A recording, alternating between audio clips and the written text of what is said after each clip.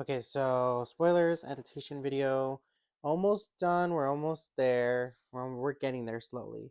So this was my favorite thing out of the whole, like one of my favorite things out of the whole book was Danica's grandfather approving of Bryce, because that just was so fucking sweet. The way he defends her and shows that he wants her in the middle in subtle ways, like literally Hunt knew that Bryce needed space because he also needed space.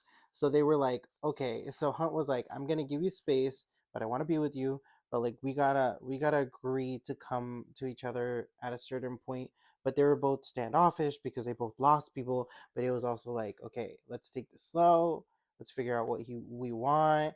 But Hunt knew. Hunt knew. As soon as he started mentioning toes and all, he was like, I know. I know. Start washing your toes a lot cleaner. Start washing your toes because they're gonna be my toes.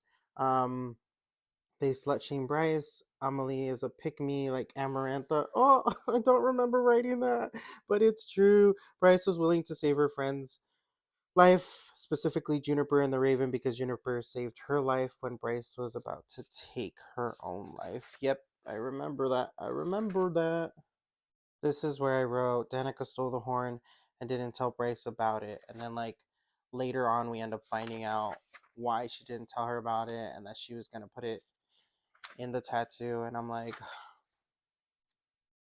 I was like, oh, Danica, I feel so bad for her. I literally forgot who Adias is. Adias? Adias? I don't know how to say his name. We're just gonna put fill in the blank when I'm reading this passage because I need to go over this. Um, Blank blonde hair fell to his shoulders in soft waves, loose yet well cut around his fine boned face, undoubtedly to show off the eyes like blue opals framed by thick golden lashes. Those lashes bobbed once in cursory blink, then full sinuous mouth parted in smile to reveal a row of two white teeth. Bryce Quinlan, the prince of the chasm, knew her name, her face, and the way he'd spoken her name was much greetings as it was a question. His velvet voice fill in the blank occupied the fifth level of hell, the chasm. He yielded only two others, the prince of the abyss and the prince of the pit, the seventh and the mightiest of demon princes, the star eater himself, whose name was never uttered on this side of the northern rift. Wait, what was that? He yielded only to two others, the Prince of the Abyss and the Prince of the Pit, the seventh and mightiest of the demon princes, the Star Eater himself, whose name was never uttered on this side of the northern rift. No one dare say his name, not after the Prince of the Pit became first, and only being able to ever kill an Astari.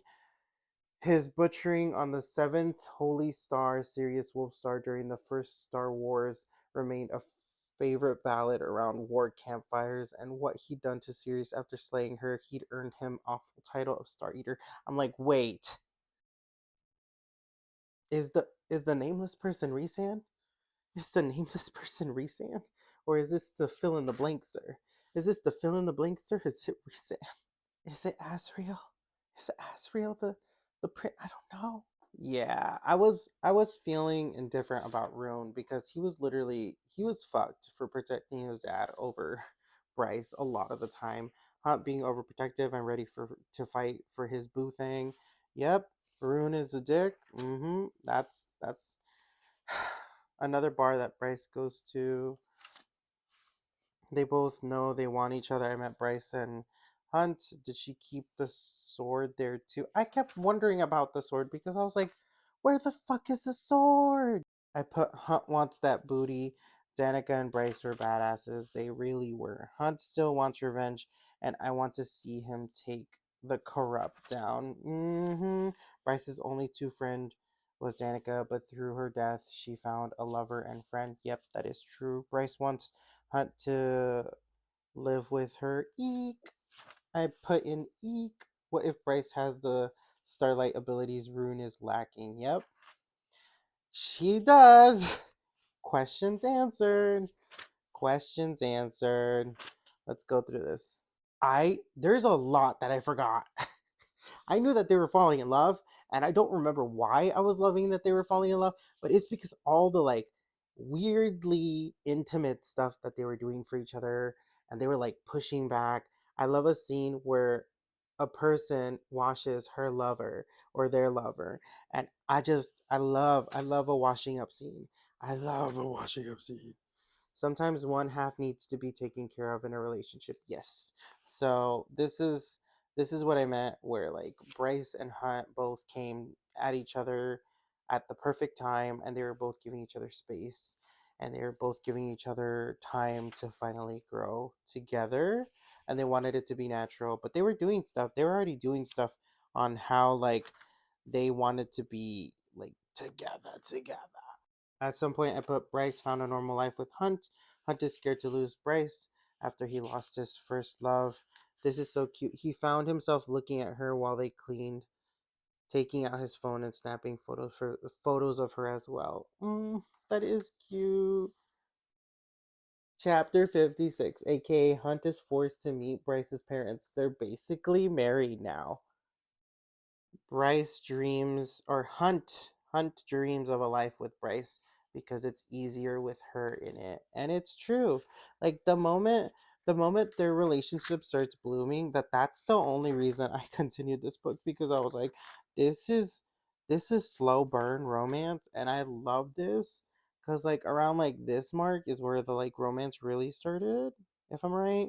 And it just that's the only reason I continued, because I was like, I need to know what happens. But not only that, I want to know what happened with Bryce. Bryce has survivor's guilt. Yes, she very much does.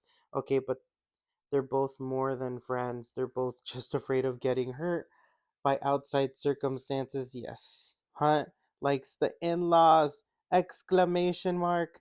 I like your mom, Hunt said, and she believed him. How'd she and your dad meet? This is a story of how Bryce was saved from death and how Randall and Ember met. Oh yes, now I remember. I'm starting to like get glimpses of like stuff. Their sexual tension is intense and on another level. Yeah, sometimes a taut silence stretched between them. In her bed, they were in her bed, and just this morning, she fantasized about him getting down on top of her on the kitchen counter. Bryce swallowed. Fangs and Bangs is on in 5 minutes. You want to watch?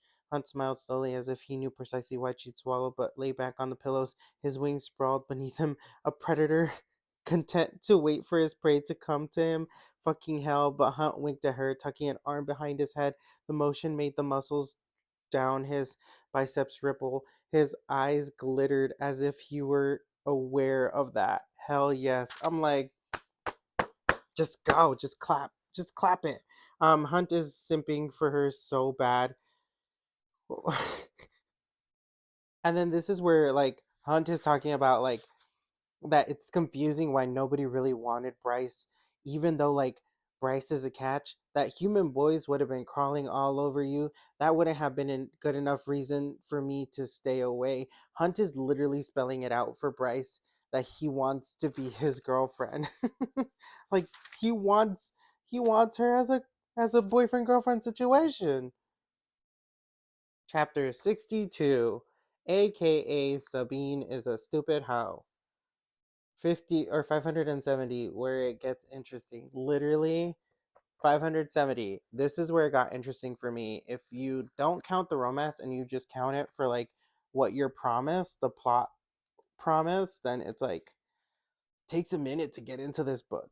Like if you completely go pick this book up based on like the description alone, like maybe not everybody's going to have this idea and not everybody's going to feel this way, of course, but this is how I felt, where it's like, oh, this took a minute. This definitely took a minute. All the photos of and memories of Bryce and Hunt's shared, like it's so cute when we go through all of this, and it's like Hunt is just looking back and like remembering her. It's like, oh, it's so cute. Okay, I'm gonna stop for now. I'm gonna continue in the next one. I'm almost done. I only have this much left.